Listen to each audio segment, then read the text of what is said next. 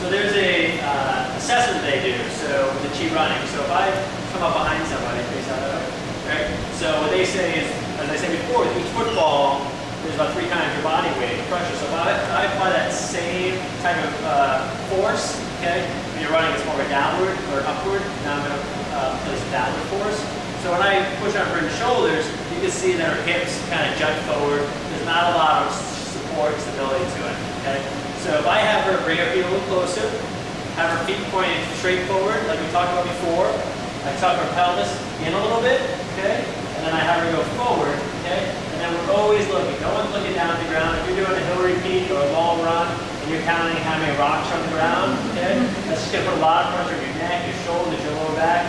So we want to keep that up. I would say, you know, if Coach Kim is in the back of the room, we want to stare at these shoulders. So if you're in a race or in the park running, always kind of think about staring at somebody's shoulder blades. And that just means you're keeping your body upright and you're in better posture. So you have a nice tall posture here. So Brent's got her pelvis tucked in nice and tight. If I go to place that same pressure down, she's like a steel rod now. Okay, so now she's utilizing it before, and she's supporting herself. So I always tell people, if you start developing pain, let's say you're running and you've never had IT band issues before, and you start feeling a little bit of a twinge on the outside of your ankle, start playing around with your feet first, because most likely you're running with your foot turned out, okay? But then look at your pelvis and start playing with it. Start thinking about, let me engage my core a little bit, okay? And basically what you're doing is you're starting to, as soon as you tilt that pelvis in, the lower abdominal muscles have to work in order to maintain it, okay?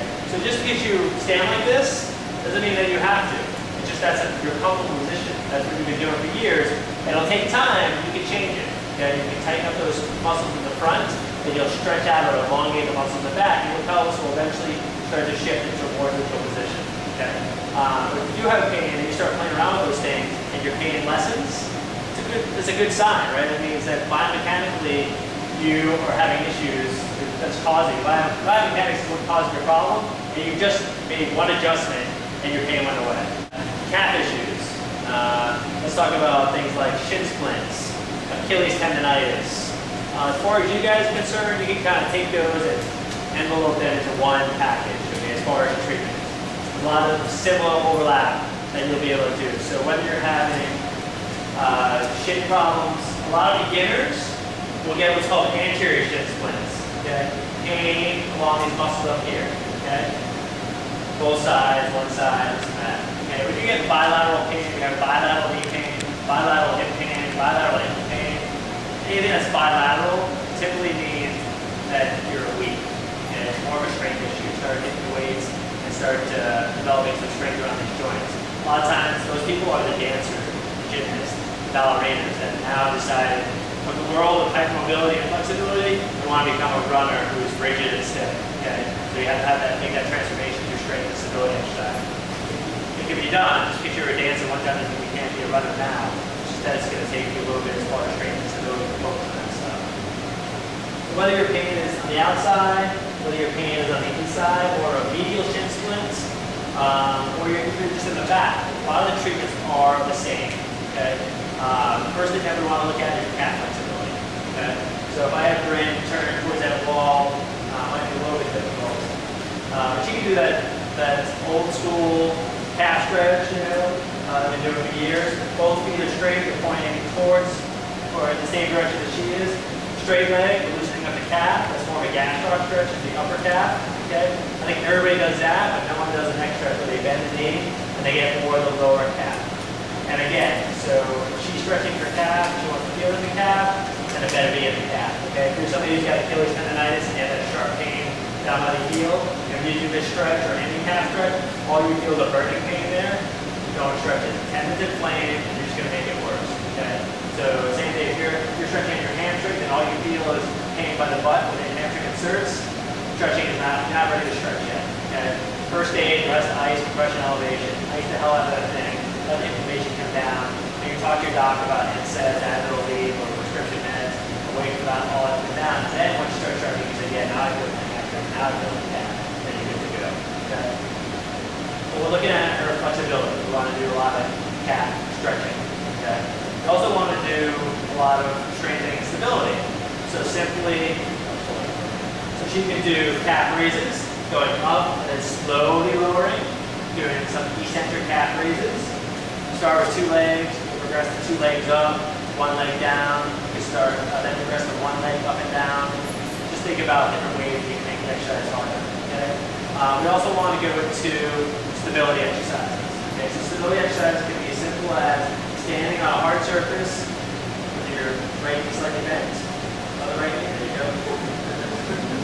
Okay? And just balancing. Have them balance, have them stare at something out in front. Now that's going to strengthen up all muscles on both the outer and the inner part of the ankle. They're all working together to kind of stabilize the ankle. Okay? That's going to be pretty easy, right? So what can you do to make it difficult? If you're at home, you can take a towel, stand on a towel that's folded. It's going to give you a little bit of it's an unstable surface.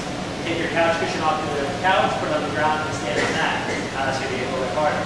If you belong to a gym, you can use things like wobble boards, Bosu balls, any kind of pod, any kind of device, just even a foam mat. It's going to make it harder for you to stand on one leg. If you don't have any of that, stand on one leg with your eyes open and try to do it with your eyes closed. Okay? That makes it more difficult. So a lot of stability type exercises for shin splints. I don't care if it's on the front side, the inside. These are all things that are going to overlap. So these are things that you can do at home. We can also do, I should mention before, is the toe raises. So we did heel raises. The muscle in the front, if you're a beginner runner, you have a lot of problems there. A lot of it has to do with posture, but a lot of it also has to do with those muscles are small and they're weak. And every time you're going to lift your leg, if you're someone that pulls your foot up, these muscles being overworked. So you got to strengthen it up. So she can do things just like heel walking, or she can do just repetitive up down dorsal flexion. Okay? So all she's doing is pulling her toes up to her shins, and she's just going to continue that movement up and down. With those exercises, I typically say, 10 reps, 15 reps, or until the muscle feels like it's fatigued. Just keep going up and down. Some people it takes a little bit longer time to do it. Okay? So that's an easy kind of recipe book for any kind of shin splint. The thing that you want to be cautious of is the words that you don't want to hear anybody tell you is that you have a stress fracture. Okay? Stress fracture is the only thing that doctor, PT, massage therapist, coach will tell you no running for 6 to 8 weeks, 10 weeks. Okay? That's pretty much, season's over, you're not running, we'll see you next season. Okay? It's absolute rest. You can start to work on, as the pain diminishes with weight bearing, you can start working on things like the elliptical training or the bike. So you go from non-weight bearing, something like the bike, then you go to weight bearing, something like the elliptical trainer, and then as the shit feels better and you've already rested for 6 to 8 weeks, you can start introducing short runs on the treadmill or outdoors. Okay? How do you tell the difference? It's not necessarily something that you should decide on your own. Talk to your coaches, let them tell you that, yeah, it's your muscle, do exercise A, B, and C. Okay? When it becomes more intense, more local, same spot, doesn't go away, typically worse than did you run. You go out with a sharp pain, it's a 5 out of 10. 5 minutes later, it's an 8 out of 10. Let's shut it down and relax. Hopefully it's not. I mean, shin splints can also be like that, which muscle injuries tend to be more diffuse.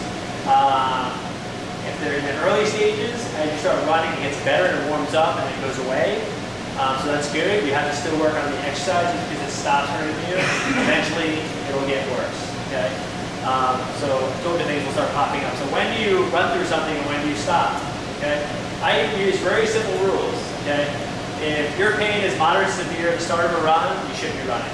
Okay? If you go out to run and you have a shin issue and you start running and somebody can see you from a half mile away and limping, you're like, no, I'm fine. Okay?